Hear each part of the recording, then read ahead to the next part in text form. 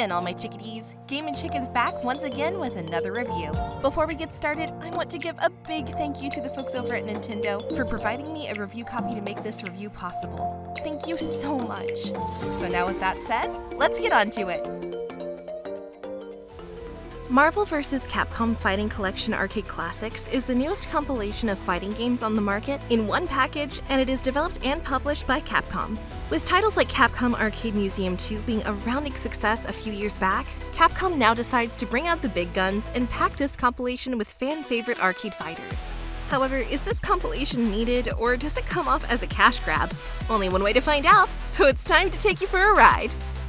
Gameplay. If there's one company who is forever cemented in history with the fighting game genre and has laid the groundwork to follow by all other companies, then you have no further to look than Capcom. With Street Fighter carrying the weight through the 90s in the arcade scene, Capcom decided, you know what, let me just stun on everyone just for the sake of doing it, and decided to further improve on their legendary status by pioneering the team fighting genre by striking a deal with Marvel. I mean, they already had the stranglehold on the fighting game market, even beyond titles like Mortal Kombat. But they wanted to pull the Spider-Man "Who am I? Are you sure you want to know?" card on them and just dunked on everyone by releasing titles that pitted Marvel superheroes against iconic characters from the Street Fighter franchise. With the success of titles like Marvel vs. Capcom, you have seen all the influence from decades ago lead to titles like recent games like Dragon Ball FighterZ, a title that borrows a ton from the previously mentioned, as well as dozens of other fan-favorite games on the market today. All of which honestly wouldn't be possible without Capcom setting the standard. Much like Plumbers Don't Wear Ties set the standard for FMV games. Well, sport, you think you can handle this choice without getting the lowest score in the history of this game? Who the hell are you? I'm taking over this story. Over my dead body?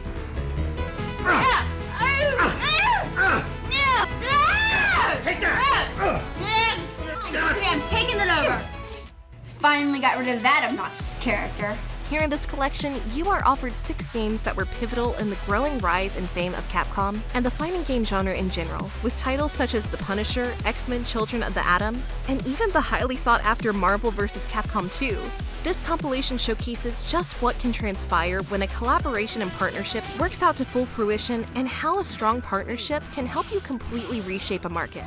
Capcom and Marvel basically gave everyone the Naruto almighty push and destroyed everyone in their way at this stage of the fighting game genre. But instead of destruction like pain brought, they instead include a variety of features that enhance the gameplay and the nostalgia that the original versions of these titles brought.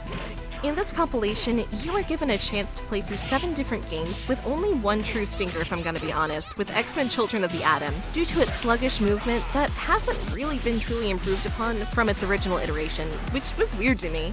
However, luckily there's been improvements elsewhere to titles like Marvel Superheroes, where character traits are more abundant than they were previously, and with the inclusion of the Infinity Stones, also adds in an element to the game that makes the game more enjoyable for me personally. But I have a feeling people are really here for the main eventers on the scene with Marvel vs. Capcom 1 and 2, right? I mean, it's 2 juggernauts of games.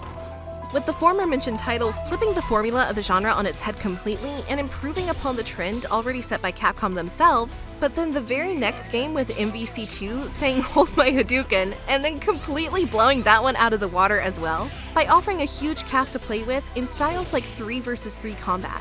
These 2 alone are going to give a lot of people flashbacks to the days of playing in the arcades and fill you with a ton of nostalgia.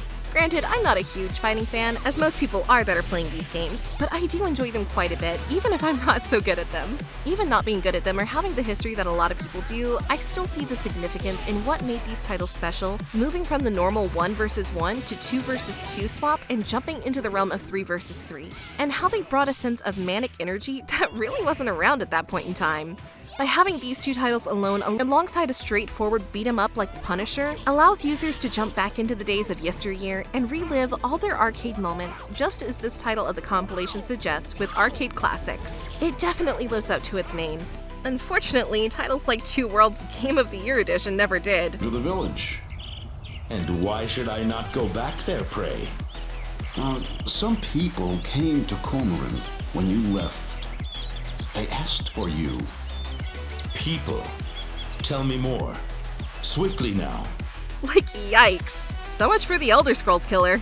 Also harkening back to the days of old for more nostalgia, this collection via graphics present themselves with a CRT filter, with the aim to try to mimic the old tube TVs that felt like they weighed 500 pounds, or trying to bring back the feeling of playing on an old arcade screen. You can turn it off, of course, to get a better display, but is it really the arcade feel without it? Not really. But to be fair, you're still missing the smell of Peter Piper pizza and the coins in your pocket that you were running out of, and then having to whine to your parents that you ran out so they have to fork over a small fortune just to keep you quiet on your birthday. I'm not saying that was me, but it could have been. Other additions to the titles are being able to adjust game settings that have to do with attack power and timer speed, training modes that help you gauge the hitboxes and damage counters, museum mode that provides you galleries and soundtracks, online play with a good variety of match types and matchmaking with other players. It's all great stuff that adds to the replayability of every game in the compilation.